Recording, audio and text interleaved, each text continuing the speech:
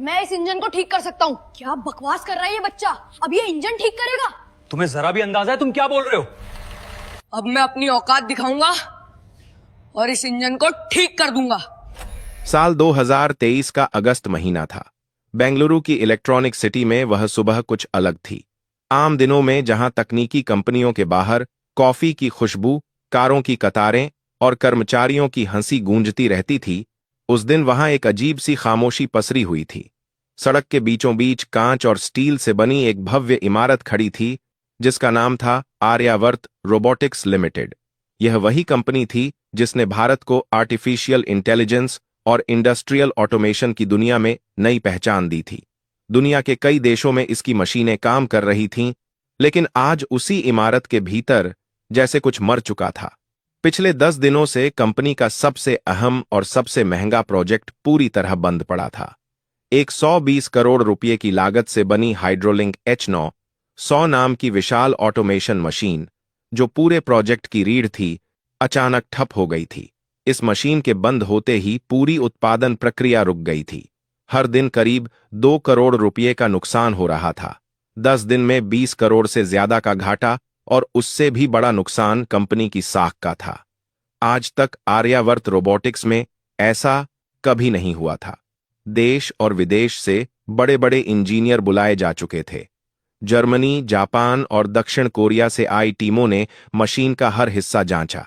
Sensor बदले गए, wiring दोबारा की गई, सॉफ्टवेयर फिर से डाला गया, लेकिन मशीन टस से मस नहीं हुई। लाल चेतावनी लाइट लगातार जल रही थी, जैसे मशीन चुपचाप कुछ कहना चाहती हो, लेकिन कोई उसकी भाषा समझ नहीं पा रहा हो। इमारत के सबसे ऊपर कांच की दीवारों से घिरे मीटिंग रूम में वेदांत मल्होत्रा खड़े थे। लंबा कद, सादी सफेद शर्ट, बिना टाई, आंखों के नीचे नींद की कमी के गहरे निशान। वेदांत टेक्नोलॉजी की दुनिया का बड़ा नाम थे। शून्य से इस कंपनी को खड़ा किया था उन्होंने, लेकिन आज उनकी आंखों में आत्मविश्वास नहीं, चिंता और डर साफ दिख रहा था। उन्होंने गुस्से में टेबल पर हाथ मारा और कहा कि 10 दिन हो गए और अभी तक मशीन चालू नहीं हुई। क्या हम बच्चों की तरह कंपनी चला रहे हैं? कमरे में खड़े इंजीनियर सिर झुकाए खामोश थे। एक सीनियर इंजीनियर ने कांपती आवाज में कहा कि सर, हमने हर सिस्टम चेक कर लिया है।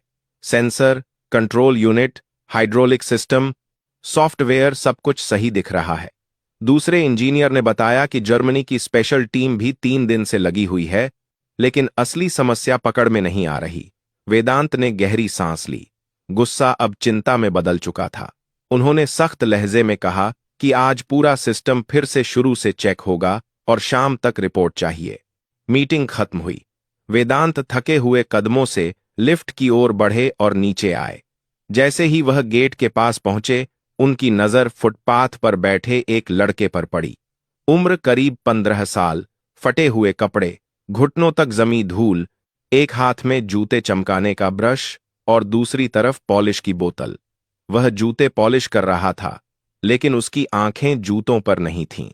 वह सामने खड़ी आर्यावर्त रोबोटिक्स की ऊंची इमारत को लगातार देख रहा था, जैसे उस कांच के भीतर उसका कोई सपना कैद हो। उस लड़के का नाम आरव था। वेदांत ने उसे बस एक नजर देखा और फिर आगे बढ़ गए।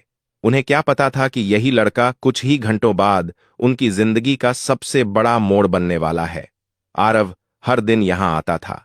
सुबह जूते पॉलिश करता, दोपहर में चाय वाले की मदद करता और शाम को फिर इसी जगह बैठ जाता। लेकिन वह बाकी बच्चों जैसा नहीं था। उसकी नजरें हमेशा कंपनी के मशीन सेक्शन